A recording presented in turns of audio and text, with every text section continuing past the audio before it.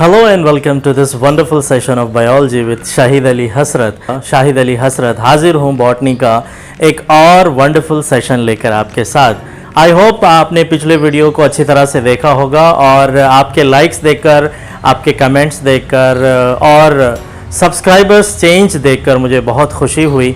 बने रहिए हमारे साथ ताकि हर वीडियो आपके लिए कुछ नया लेकर आए। चलिए विदाउट वेस्टिंग एनी टाइम, हमने पिछले वीडियो में जो या पिछले लेक्चर में जो बातें डिस्कस की थी, आज उसको थोड़ा सा रिकॉल कर आगे की जानिब हम बढ़ते हैं।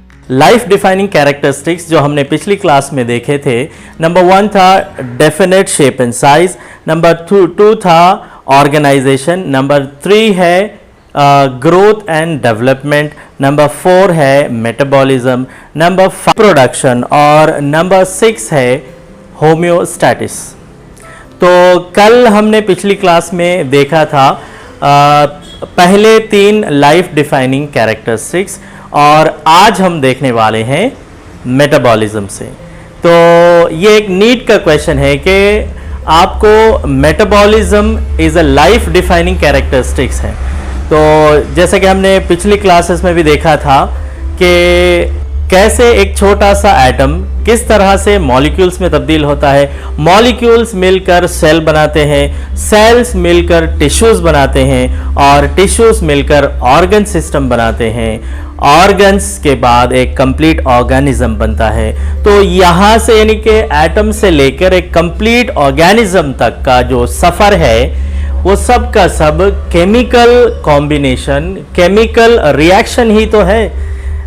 केमिकल रिएक्शन किस तरह है, मेटाबॉलिज्म क्या है, आज हम बात करने वाले हैं मेटाबॉलिज्म के ताल्लुक से। Metabolism is a life defining characteristics. याद रखें, ये एक नीट का भी क्वेश्चन हो सकता है कि what is the life defining characteristics among this, यानी आपको 4 ऑप्शंस देकर यहाँ पे पूछा जा सकता है, क्योंकि एक सेल के अंदर सेलुलर लेवल पर जो केमिकल रिएक्शंस हो रहे हैं या सेल से लेकर एक कंप्लीट ऑर्गेनिज्म तक जितने भी रिएक्शंस हो रहे हैं वो सब का सब मेटाबॉलिज्म ही तो है।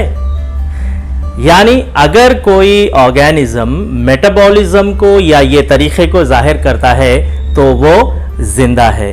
आप चाहे वो एक सिंगल सेल स्पर्म हो या एक कंप्लीट ऑर्गेनिज्म हो, चाहे वो एक छोटा सा बैक्टीरिया हो या चाहे एक बड़ा सा प्लांट हो, ये सब के सब अगर मेटाबॉलिज्म को या सेलुलर लेवल से लेकर ऑर्गेनिज्म लेवल तक मेटाबॉलिज्म को शो कर रहे हैं तो वो जिंदा है। मेटाबॉलिज्म क्या है उसको जानने से पहले हम लाइनस पॉलिंग की एक बात पर डिस्कस करना चाहेंगे कि लाइनस पॉलिंग ने कहा था, life is not the property of any one molecule, it is the interaction of various molecules.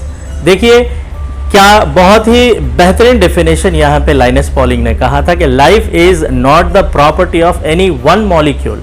किसी एक मॉलिक्यूल की प्रॉपर्टी नहीं है लाइफ, बल्कि इट इज अ इंटरैक्शन, बाहमी ताल्लुक या तालमेल है बहुत सारे मॉलिक्यूल्स का।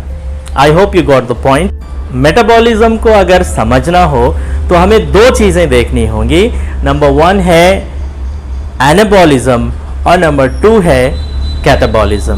Anabolism is a constructive reaction. Construction जो भी होगा सेलुलर लेवल पे या उसके आगे या ऑर्गेनिज्म लेवल तक, वो तमाम का तमाम एनाबॉलिज्म है।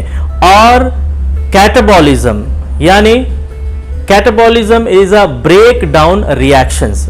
अगर आप एनाबॉलिज्म की मिसाल देखें तो एक सेल के अंदर अमीनो एसिड जुड़कर अमीनो एसिड मिलकर बना रहे हैं प्रोटीन, और उसी सेल के अंदर अगर आप देखें तो ग्लूकोज टूटकर एनर्जी दे रहा है। तो ये जो अमीनो एसिड का मिलकर प्रोटीन की सिंथेसिस करना कहलाएगा एनाबॉलिज्म, और ग्लूकोज का टूटकर एनर्जी को खारिज करना कहलाएगा कैटाबॉलिज्म। इतना सा सिंपल है एनाबॉलिज्म और कैटाबॉलिज्म। अब आपको यहाँ पे एक डाउट आएगा कि किस तरह से एनाबॉलिज्म और कैटाबॉलिज्म एक साथ हो सकता है। तो याद कीजिए, आपने एसएससी में या आपके 10th में पढ़ रखा होगा कि फोटोसिंथेसिस और रिप्रोडक्शन एक साथ बॉडी में होता रहता है। तो फोटोसिंथेसिस का होना एनाबॉलिज्म है, कंस्ट्रक्शन सूरज की रोशनी को लेकर क्लोरोफिल की मौजूदगी में कुछ ग्लूकोज का तैयार किया जाना कुछ तामीरी काम है, दिस इज कॉल्ड एनाबॉलिज्म। और ग्लूकोज को तोड़कर एनर्जी हासिल करना कहलाएगा रेस्पिरेशन।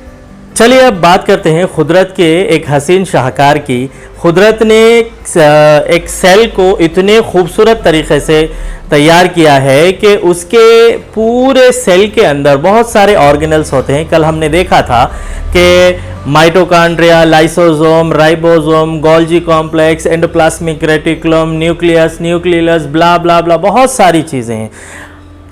एक सेल के अंदर इतनी सारी चीज़ें हैं, लेकिन हर एक ऑर्गेनल का, ये तमाम सेल के अंदर पाए जाने वाले ऑर्गेनल का अपना एक, यूँ समझिए कि एक डिपार्टमेंट होता है और वो उसी डिपार्टमेंट के हिसाब से अपने प्रिस्क्राइब्ड काम करते रहते हैं।